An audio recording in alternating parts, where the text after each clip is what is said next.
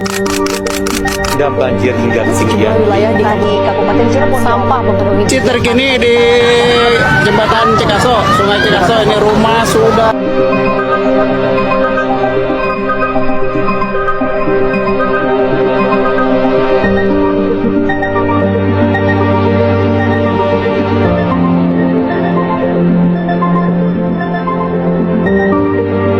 Oke, Assalamualaikum warahmatullahi wabarakatuh. Jadi pada kesempatan kali ini kelompok kami, kelompok 3 mata kuliah Pancasila akan membuat video proyek sosial yang bertemakan nilai Pancasila sebagai fondasi dalam kewaspadaan bencana alam dengan case banjir yang ada di Surabaya.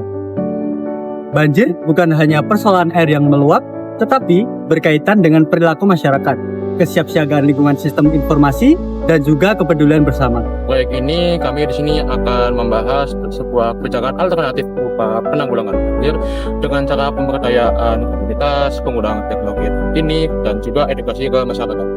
Banjir masih menjadi salah satu bencana yang sering terjadi di Indonesia, termasuk di Surabaya. Sebagai kota besar, Surabaya memiliki tantangan seperti padatnya permukiman, berkurangnya daerah resapan, dan juga drainase yang kurang optimal, dan masih adanya kebiasaan membuang sampah sembarangan.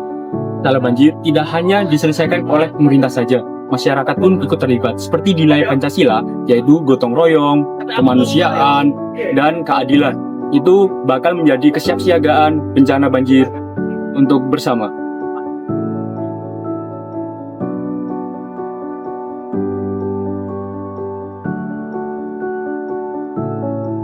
Dari sisi teknologi informasi sangat penting. Masyarakat akan lebih siap untuk mempersiapkan barang-barang yang diselamatkan dan masyarakat tetangga-tetangga yang akan disiapkan. Dalam riset kami sebelumnya, kami di sini akan menggunakan 3 metode. Yang pertama, di sini kami akan melakukan wawancara ke masyarakat umum.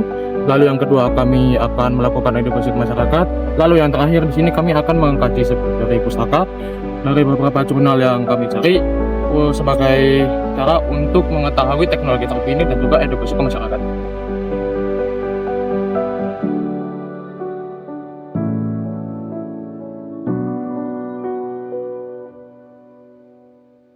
Dari data yang kami pelajari, ternyata untuk penyebab banjir tidak hanya dari faktor alam aja, tapi ternyata manusia juga mempengaruhi yang paling besar, karena saluran mampet biasanya disebabkan oleh pembuangan sampah yang sembarangan serta minimnya kesadaran lingkungan. Oleh karena itu, dalam aksi sosial ini, kami melakukan hal yang sangat hebat, yakni dengan cara mengedukasi ke masyarakat umum terkait tentang penanggulangan banjir. Pada proses implementasi, kita menyiapkan materi edukasi yang terdiri dalam 3 hal, yaitu menjaga lingkungan, mengenali tanda-tanda banjir, dan kegiatan apa yang kita lakukan setelah terjadinya banjir.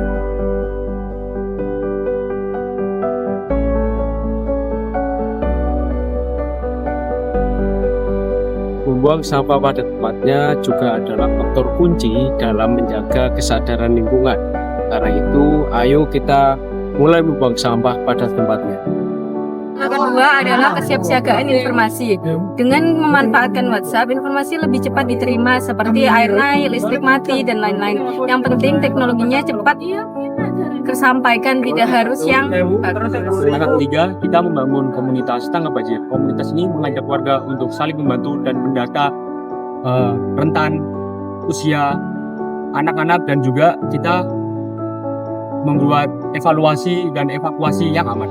Kami juga memastikan bahwasanya ketika banjir terjadi, diperlukan penanganan yang semestinya, contohnya mencabut aliran listrik dan juga mengamankan dokumen penting supaya tidak terjadi hanyut atau rusak jika terkena banjir.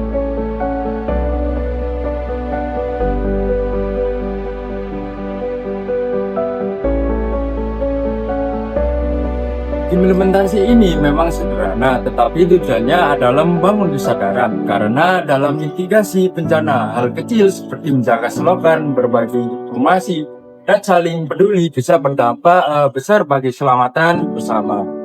Dengan menerapkan nilai-nilai Pancasila, masyarakat dapat menjadi lebih siap, lebih peduli, dan juga lebih kuat dalam menghadapi bencana alam. Seperti yang ada di sila kedua, kemanusiaan yang adil dan beradab. Yang artinya kita harus peduli sesama. Pada saat banjir kita tidak hanya menyelamatkan diri sendiri, juga harus menyelamatkan dan memperhatikan orang lain.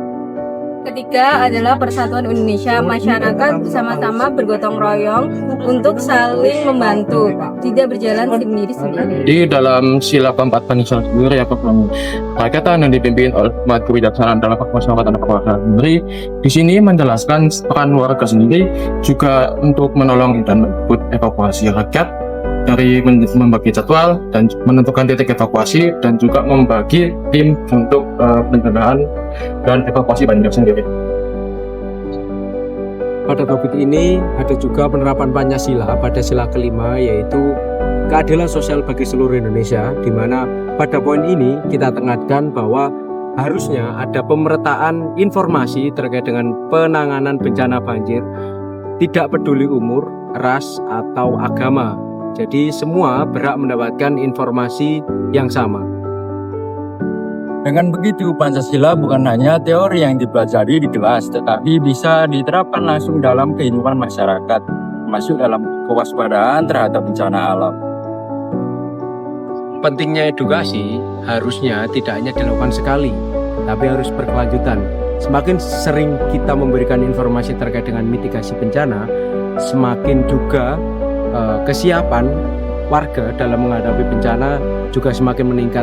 Akhirnya awareness untuk menghadapi bencana banjir juga akan meningkat juga.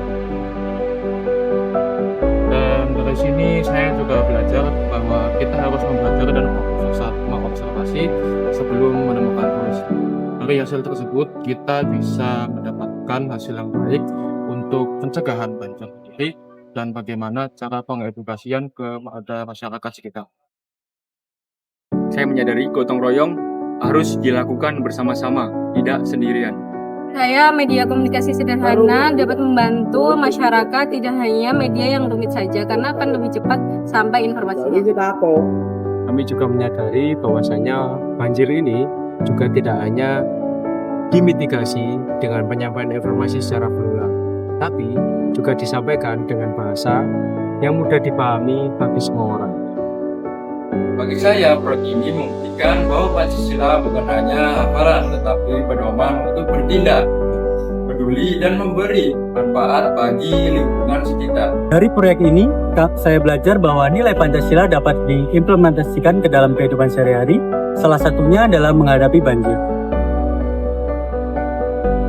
Kesimpulannya, kewaspadaan terhadap banjir perlu dibangun melalui 3 hal. Yang pertama, komunitas yang peduli, pemanfaat teknologi sederhana, dan edukasi yang berkelanjutan.